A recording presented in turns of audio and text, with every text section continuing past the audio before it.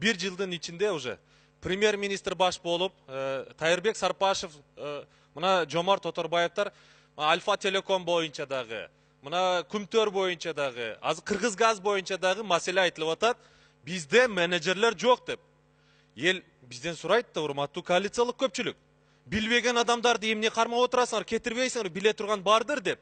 Мына Теңиз Бөлтүрүк деген чыгып айтып атпайбы? Мен билем, алып келгилечи, мага мүмкүнчүлүк бергиле десе, жок, эч ким мага жооп да берген жокпуз. Андыктан biz ушинтип айтып отуруп, биздин колубуздан келбейт деп. Эртеңки күндө мына Альфа Телеком, Күмтөр, Кыргыз газ, Телеком, энергетика, электрический станция мына былтыр 220 миллион налог на прибыль төлөгөн экен, быйыл 1 сом төлөгөн жок. Муну да банкротствого эртеңки күндө биздин колубуздан келбейт. Муну Россияга же башкага Кытайга өткөзүп беришибиз керек деген маселе болушу мүмкүн.